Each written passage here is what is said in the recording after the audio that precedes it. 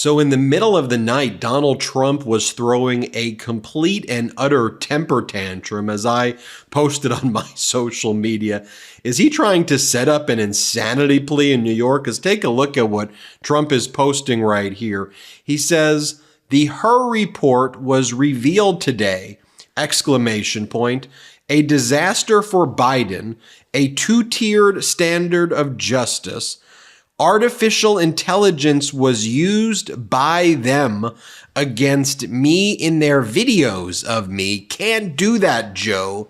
Exclamation point. And you may say, what in the world is he talking about here? That would be a great question by you. He's apparently referring to the videos that were played during the committee hearing where Robert Hur testified, and it came out that Robert Hur actually said that President Biden had a photographic memory in the actual transcripts themselves. But during the questioning of Robert Hur, the Democrats on the committee showed on the screen Donald Trump having cognitive glitch after cognitive glitch. It looks like they were playing a lot of the clips we show here at the MeidasTouch network. So Trump is referring to the clips that Democrats on the Judiciary Committee were playing of Donald Trump having actual cognitive glitches that took place in his speeches, and Trump is blaming that on AI. And in the middle of the night, he's ranting and raving about that, accusing the Democrats of using AI against him. I mean, actually deranged. I know you may go, Ben, you use the word deranged all the time. This is like the heart of being deranged. And by the way, just so you know, and I'll show you what he's even referring to in a moment, this is not the first time Donald Trump has posted these things in the middle of the night blaming AI for things. And again, this is who is the leader of the Republican Party, because very recently he posted this. This is Donald Trump posting it. This is not AI. This is actually Trump posting this. He goes, "The fake news used artificial intelligence AI to create the picture on the top left. These are despicable people, but everyone knows that. The other pictures are me hitting golf balls today to show the difference. Sadly, in our country, fake news is all you get." Exclamation point. And that's what he thought was a good thing to post late at night. And the Republicans are like, here, let's give this guy the nuclear codes. And then previously, again, this all happened fairly recently, Donald Trump then posted this: "The perverts and losers at the failed and once disbanded Lincoln Project and others are using AI, artificial intelligence, in their fake television commercials in order to make me look as bad and pathetic as crooked Joe Biden. Not an easy thing to do. Fox News shouldn't run these ads, just as low rating CNN and MSDNC will not under any circumstance run negative ads on Biden or the Democrats." And then he goes on to talk about how it's, that this is all AI being used against him. They are, after all, in-kind campaign contributors to the Dems, he says. And by the way, I previewed this. You remember when Roger Stone was caught on audio tape recently threatening the lives of Democratic members of Congress like Congressman Swalwell and others, and Roger Stone was confronted with this audio recording? I think the FBI is investigating it right now. And what was Stone's response? He goes, "It was AI, it's artificial intelligence." And I said, this is what they're going to do. The MAGA Republicans are going to blame everything on AI and say that's what's causing everything. And let me just show you from the committee hearing these two portions that just has Donald Trump throwing this late night temper tantrum. The first one I will show you is Congressmember Eric Swalwell. First, after showing Robert Hur the actual transcript of his interview with President Biden, where he said that Biden had a photographic memory, Congressmember Eric Swalwell plays the montage of Donald Trump's recent cognitive glitches. Let's play this clip right now. Play it. In your report, though, is that correct? The word photographic? That does not appear in my report. I now want to show you and play a video of what is absolutely not photographic. In the failing New York Times by an anonymous, really an ominous, gutless coward. We are a nation that just recently heard that Saudi Arabia and Russia will repeat. I hope they now go and take a look at the oranges of the investigate. And I watch our police and our firemen down in 7-Eleven, down at the World Trade Center. And we did with Obama.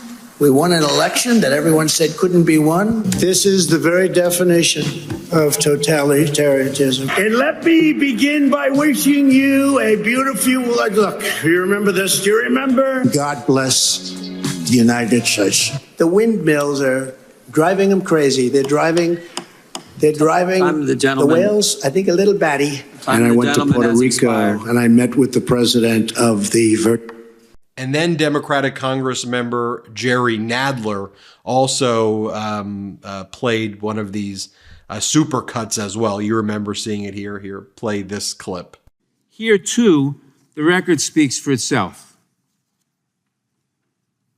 One of the great memories of all time. James Webb. I don't remember the names. Don't remember the name. Viktor Orban. Did anyone ever hear of him? He's the leader of Turkey. By the way, they never report the crowd on January 6th. You know, Nikki Haley is in charge of security. 3 years later, how about that? Did you actually have a one-on-one with Comey then? Not much, not even that I remember. I like mosquitoes. We have languages coming into our country. We have nobody that even speaks those languages. They're truly foreign languages. Nobody speaks them. Saudi Arabia and Russia will repeat your... Oh. I have a really good memory. Your next wife was a woman by the name of Marla Maples. That's right. Do you recall what years you were married to Ms. Maples? It's called like Up Here, and it's called Memory, and it's called other things. So you don't remember saying you have one of the best memories? I don't remember that. And Putin, has so little respect for Obama that he's starting to throw around the nuclear word. You've heard that, nuclear. We have to win in November, or we're not going to have Pennsylvania. They'll change the name. I talked to Putin a lot. Did you ask him that? I don't remember that. I saw that this morning. I don't remember asking him that question. I have a good memory and all that stuff, like a great memory. For 20 years, they were fighting ISIS. I defeated ISIS in 4 weeks. And we did with Obama. We won an election that everyone said couldn't be won. I'm not cognitively. And you know what? When I am, you're going to know it. You're going to be the first people. I know my people. You'll say, all right, Trump, you did a good job. Get the hell out of here. That's it.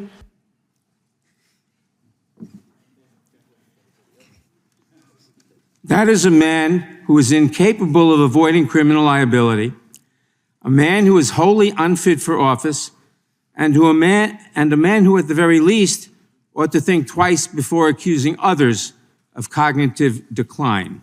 And by the way, in terms of Donald Trump's other posts as well, Trump goes, "My first act as your next president will be to close the border."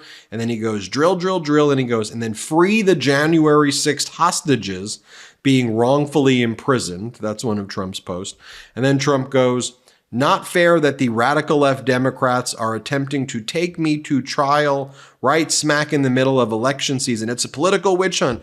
This cannot be allowed to happen. Election interference!" Exclamation point. And then the governor of South Dakota, Kristi Noem, who last night was doing infomercials for cosmetic dentistry in Texas. I'm not making this up. She goes, "So true, Mr. President." He's not the president. "They're going after you in the courtroom. They're treating you so unfairly." It's just this constant whining over and over and over again. And one of the reasons Donald Trump may be up so late as well, as Greg Bluestein points out, one of the reporters for the Atlantic Journal-Constitution, who does an incredible job. Despite Nikki Haley dropping out of the Republican primary, she received a lot of votes, especially in the suburbs in Georgia. And although Donald Trump ended up obviously winning the Georgia primary, there was this whole narrative when it came to President Biden about, certain votes, even though Biden was, racking up, huge percentages. Here, Nikki Haley, especially in the suburbs, almost beat Donald Trump in certain counties like DeKalb and and Fulton County, and a few others. And she received close to 70, 80,000 votes. And where Donald Trump previously lost by 11,780 votes, remember he said, "Find me the votes." Nikki Haley getting close to, I think 80,000 votes or so, and almost beating Donald Trump when she's out of the race. I mean, that's a horrible sign in Georgia. Meanwhile, President Biden securing the nomination and getting like 96% of the vote and clinching the Democratic presidential nomination. And so, folks, I just wanted to show you that temper tantrum for Donald Trump because it's absolutely not normal behavior at all. That's what he's doing late at night.